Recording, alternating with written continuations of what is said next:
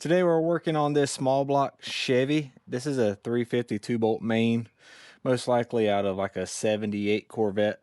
Not that that really matters.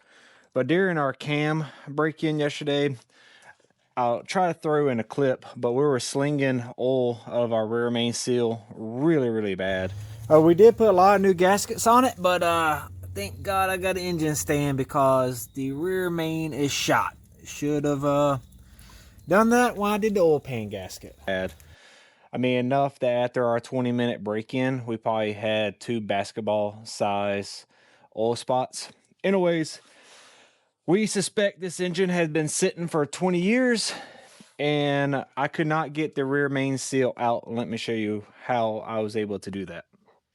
What I have done in the past is I just took the old lower, kind of straightened it out a little bit, and you're able to put this in the groove and push out the old one. Some people suggest just putting in the new one that way and just one goes in, one goes out.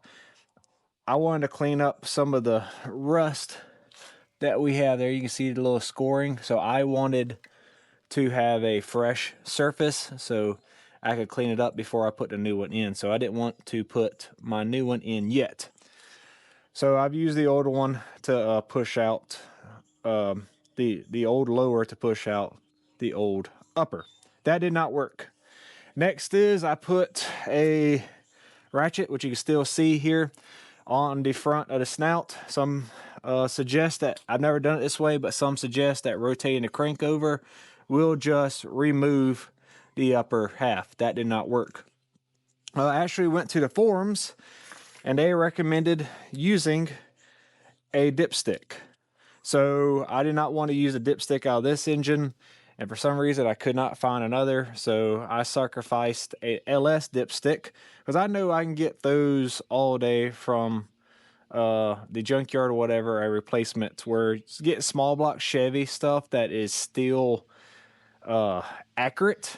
This LS dipstick actually had a twist at the end, which I would suspect that gives it strength as you're putting it into the dipstick tube. I cut off right behind the twist because we need it straight. And then with the same cutoff tool, I deburred it and was able to get, using my finger to make sure we didn't have any ridges anywhere. Once I had that, you can actually see this curve that was put in it was from actually going into the engine block. And here you can see this dipstick actually fits into the rear main seal perfectly, which is wild. It's almost like it was meant to be. So what I did was, into our engine block there, I took this very thin screwdriver and I used it to wedge into between the block is simulated here and the rear main seal, and just opened up me a groove and just worked this all around until I was probably able to get the screwdriver up to about right there, which gave me an opening. And then I was able to, because this flexes with the seal, I was able to use pretty much the screwdriver to give me the gap steel, and then took the dipstick and got it up, started like that. I was able to get it going a little ways until pretty much it stopped. Then I grabbed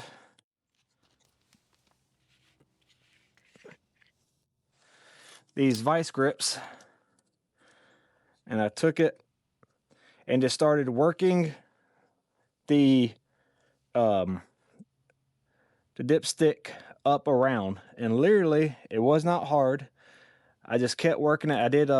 I got to where I had to reposition and I had to get another bite, and it came out the other side. Once I did that, this thing was so free, it was insane. Then I took the old one and then used it to push it the rest of the way. Now it took me a pair of vice grips, needle nose pliers, and I was able to work it the rest of the way to pretty much, it was all the way out, and I was able to drop it down. So definitely put this in your toolbox as a needed tool to do rear main seals. This made it so easy. Hopefully this helped somebody, and on to the next one.